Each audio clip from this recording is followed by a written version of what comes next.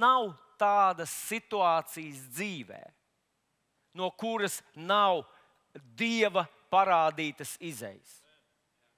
Vienalga, kas, cik bezcerīgi, vienalga, cik grūta, cik smaga, cik cilvēciski vispār neizprotam tavu situāciju arī nebūtu, vai kādam citam cilvēkam.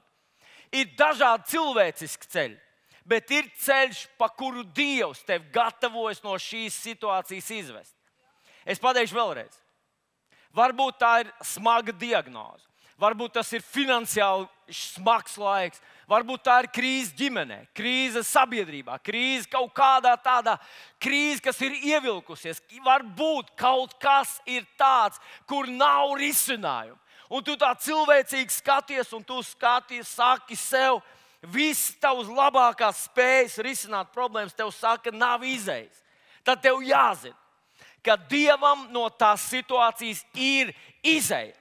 Viņa varbūt nav tāda, ka jauna māja un Mercedes, bet Dievam no šīs situācijas ir tāda izeja, par kuras efektivitāti, par kuras augļiem, par kuras panākumiem tev nebūs jānožēlo. Un tāpēc, lai vai kas arī nebūtu, lai vai kā arī neizskatītos, ko tev arī neteiktu cilvēki, tev ir jāpaskatās uz augšu un jāsaņem savu atbildi no viņa, ko viņš saka. Un es gribu teikt, ka tas vienmēr prasīs pacietību, vienmēr prasīs ticību un vienmēr prasīs drosmi. Lai vai kādu situāciju nebūtu, Dievam ir ko tev pateikt. Viņš ir pestītājs, viņš ir sevi tā nosaucis, viņš ir teicis Jahve, kas glābi. Ješua, tas burtiski nozīmē Jahve glābi, tas nozīmē Dievs glābi. Kad viņš ienāk, viņš pats kādā vietā burtiski izaicināja mūs. Viņš teica, piesauc mani bēdu laikā. Piesauc mani bēdu laikā.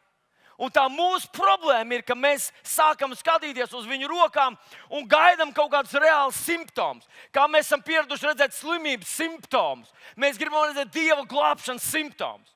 Un nevienmēr mēs viņus varam redzēt. Bieži vien notiek pilnīgi pretēji. Es atceros, bija pie Jēzus veda viens tēvs savu dēlu, kuram bija epilepsija. Un kamēr viņš tur runājās, tam puikiņam bija tīri labi. Bet tad viņš tikko veda pie Jēzus un atveda pie Jēzus, tas gars viņu sāk plosīt un daudzīt un sist tā kā vēl nekad. Tā kā tie cilvēki teica, ar viņu ir cauri. Nevajadzēja vest, viņš tur vēl, viņš vismaz dzīvoja kaut kā. Šad tad ir tieši tā, ka tu meklē pie Dieva viņa ceļus. Tu atnāc pie viņa un saki, Dievs, es esmu savārījis tādu putru, es no tās nevaru iztikt ārā. Palīdzi man! Tad apstākļi paliek vēl sliktāk, vēl smagāk. Un vēl es tev saku, es taču tev teicu, nav vērts, ir pa vēlu. Ne tev, ne šodien, ne šī gadsimtā. Nav neviena tik svaidīta šeit. Nav neviena tāda pravieša Elīzes un Elīzes šeit. Nav. Tev, ja tu dzīvot Amerikā, dzīvot Ķīnā vai Kijevā vai kur citur, tur ir risinājums. Tad tev jāzina, ka tie ir pilnīgi meli.